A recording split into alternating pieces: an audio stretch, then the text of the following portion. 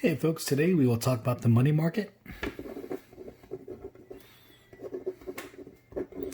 So in this market, we know that the Federal Reserve Bank, the Fed, they control the supply of money. And we want to see how does the Fed affect the economy through monetary policies.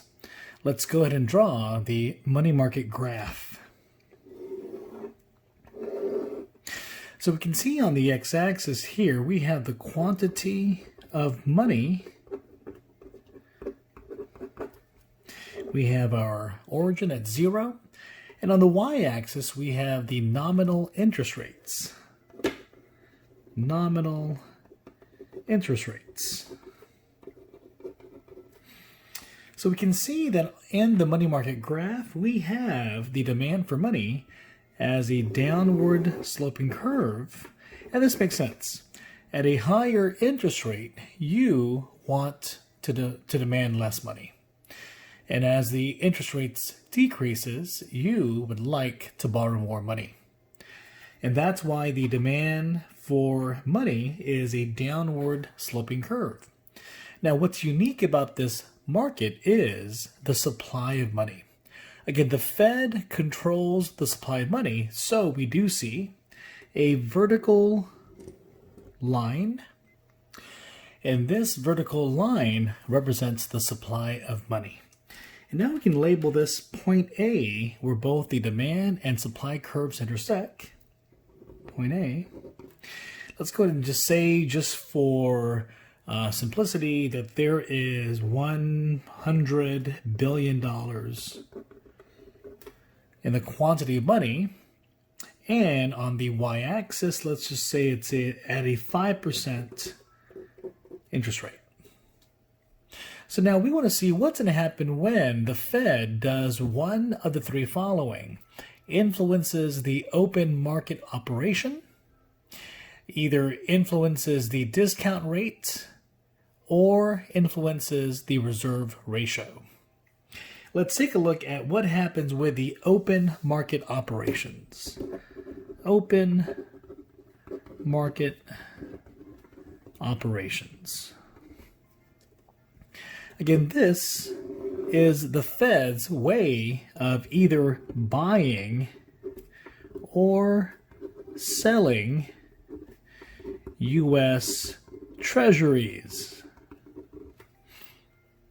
So the Fed, they could either buy back the U.S. Treasuries, which includes bills, notes, and bonds, from investors, or the Fed could issue and sell new U.S. Treasuries, bills, notes, and bonds, to new investors.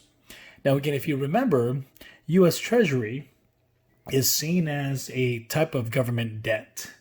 It's a way for the U.S. government to collect money today to build maybe perhaps a brand new road or a brand new dam infrastructure, with the promise that the U.S. government will pay back the investor the amount of money that they have invested, what they paid for the Treasury, with a small interest.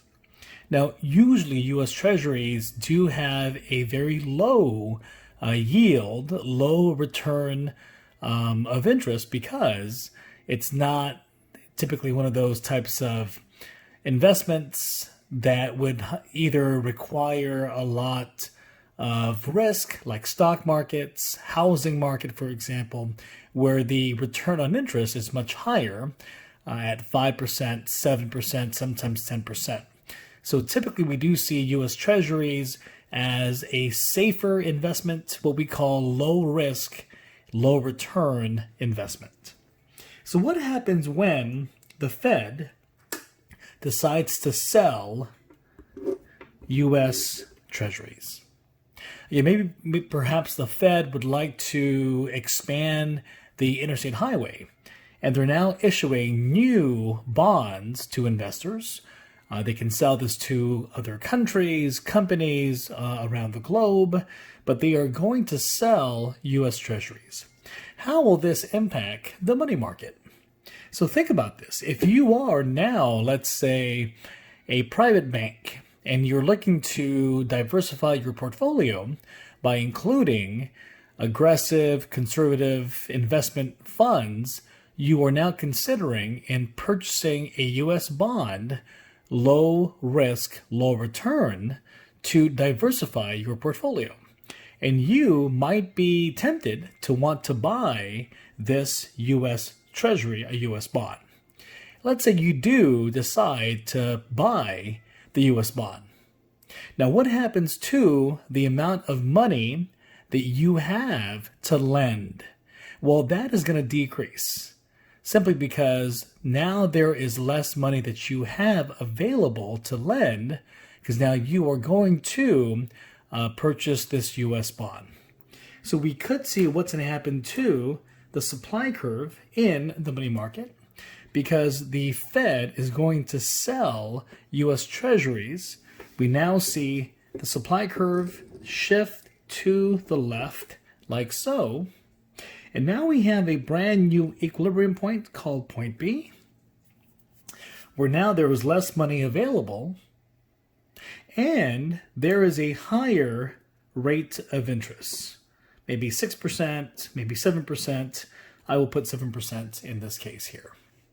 So one way to see this is when the Fed decides to issue new bonds, bills, notes, U.S. Treasuries. This is one way in influencing the economy. This is what we call a contractionary monetary policy that affects the money market.